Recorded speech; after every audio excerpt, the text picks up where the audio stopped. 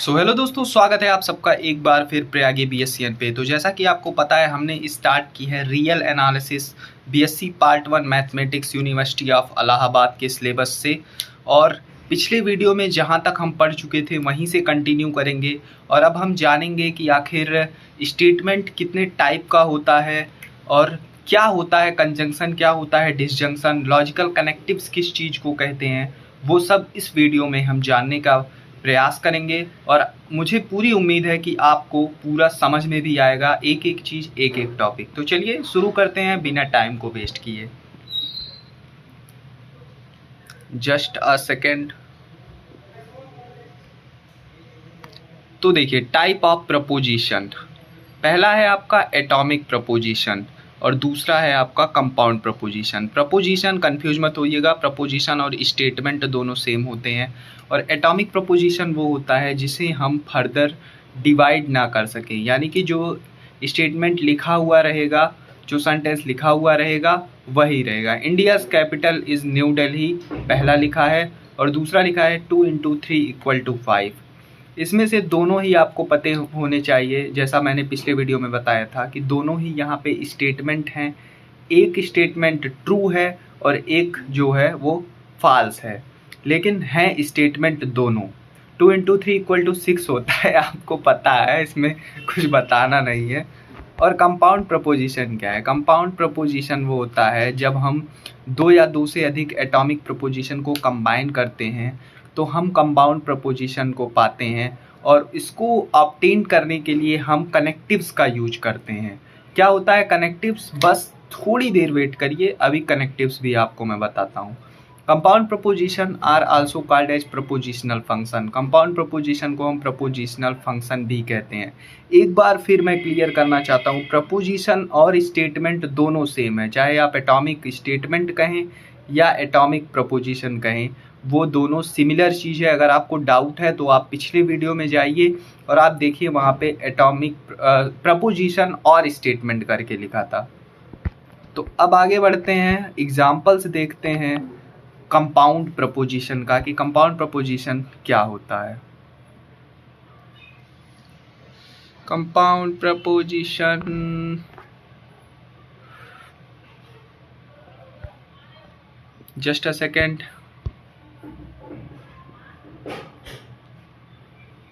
देखिए, compound preposition का example देखिए, यहाँ पे -3 + 2 = -1 and Delhi is the capital of India. यहाँ पे एंड का यूज किया गया है। ग्रास इज ग्रीन और इट इज़ हॉट डे। यहाँ पे क्या किया गया है? कनेक्ट करने के लिए दो सेंटेंसेज को और का यूज किया गया है। Discrete mathematics is not difficult to me, यहाँ पे नॉट का यूज किया गया है। और देखिए नीचे वही चीज़ लिखा है, एंड और नॉट आर कॉल्ड कनेक्टिव्स। यहाँ पे जो एंड है और नॉट है, इसे हम कनेक्टिव्स कहते हैं, क्योंकि इसके ही हेल्प से हम उन दोनों जो है सेंटेंसेस को कंबाइन करके एक साथ लिख पा रहे हैं। यानी कि कनेक्टिव सिंपली वो होता है जिसकी हेल्प से हम दो सेंटेंसेस को, दो एटॉमिक सेंटेंसेस को कंबाइन करके एक कंपाउंड स्टेटमेंट, कंपाउंड बना पाएँ। अब नोटेशन जो है, कोई भी अगर आप कुछ लिखते हैं, सिंबल देते हैं, तो उसे PQABCD जो भी आपका मन करे वो आप लिख सकते हैं एक स्टेटमेंट के सामने। जैसे देखिए यहाँ पे एग्जांपल में P, Delhi is the capital of India, और Q को 17 इज़ डिविजिबल बाई 3 ऐसे करके डिनोट कर दिया है। तो वो सिर्फ नोटेशन है, वो चीज़ें आपको पता है, आप इतना वो नहीं है आप BSc में आ गए हैं, आपको ये इतना भी कम बताने की, अगर मैं नहीं भी बताऊंगा तो भी आप समझ जाएंगे, मुझे पूरी उम्मीद है। आगे बढ़ते हैं और जानते हैं कनेक्टिव्स कितने टाइप्स के होते हैं। जैसा मैंने बताया, कंजंक्शन क्या है, डिसजंक्शन क्या है, सब समझते हैं। आइए धीरे धीरे। Types of connectives, logical connectives. The word or phrase or symbol which are used to make a compound proposition by two or more atomic proposition are called logical connectives और simply connectives। वो शब्द या वो phrase या symbol जिसका use करके हम compound proposition बनाते हैं by the help of two or more atomic proposition, उसे हम क्या कहते हैं? लॉजिकल कनेक्टिव्स या सिंपली कनेक्टिव्स कहते हैं। मैंने पहले भी बताया कि अगर हमें एटॉमिक सेंटेंस को, एटॉमिक स्टेटमेंट को कंबाइन करना है तो हमें कनेक्टिव्स के यूज करना पड़ेगा। विदाउट कनेक्टिव्स यूज किए हम उसे कंबाइन करके नहीं लिख सकते। अब 5 बेसिक कनेक्टिव्स होता है जिसमें निगेशन, कंजंक्शन, डिसजंक्शन, कंडीशनल और बाई कंडीशनल होता है। अब देखिए कनेक्टिविटी क्या है, सिंबल क्या है, वर्ड क्या है, ये मैं आपको एक एक करके समझा देता हूँ।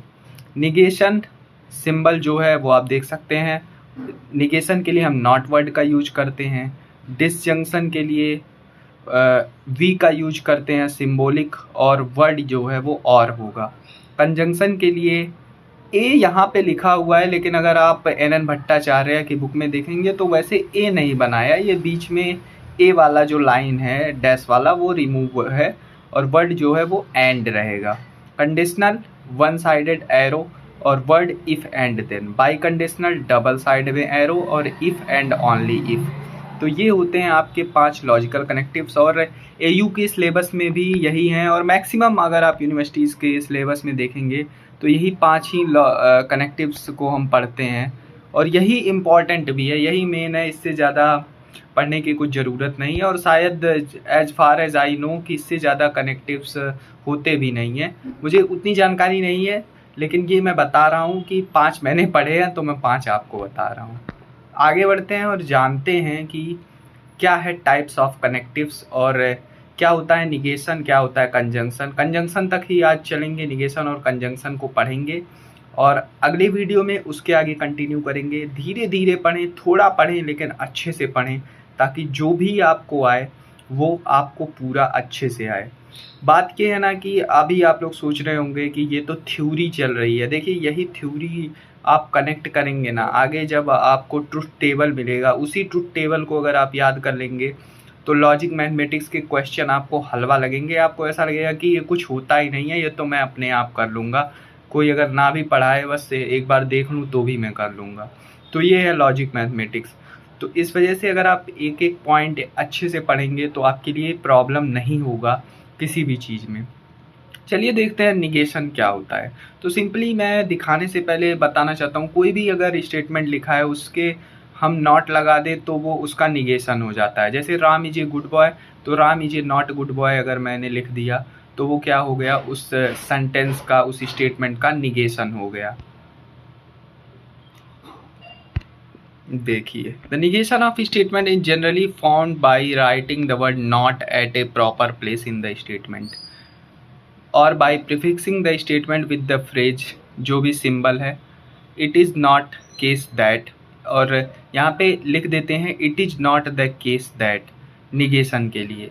और ये आपको क्वांटिफायर्स में इसका यूज आता है कि it is not the case that, ये वर्ड का आप यूज करते हैं कई बार। तो इस वजह से ये भी अगर आप जाने रहेंगे तो अच्छा रहेगा, और नहीं जाने रहेंगे तो आगे जब क्वांटिफायर्स हम पढ़ेंगे तो उसमें जान लेंगे क्या होता है।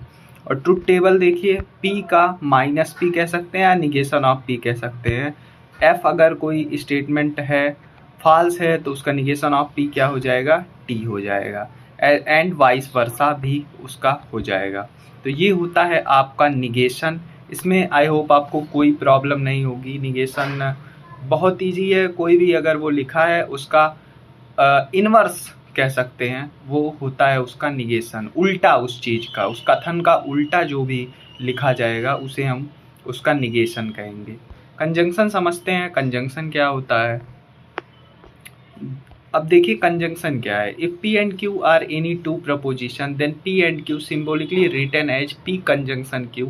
P conjunction Q is a proposition whose truth value is true only when both P and Q are true। क्या कह रहा है, वैसे आपको अगर नहीं समझ में आ रहा है मैं आपको बता रहा हूँ। ये कह रहा है कि अगर हम दो एटॉमिक प्रपोजिशन को कंबाइन कर देते हैं बाय यूजिंग कंजंक्शन, जो कनेक्टिव होता है, तो हम उसे P कंजंक्शन Q लिखते हैं, और उसे कंजंक्शन कहते हैं। जिसका जो वर्ड होता है उसे हम एंड कहते हैं।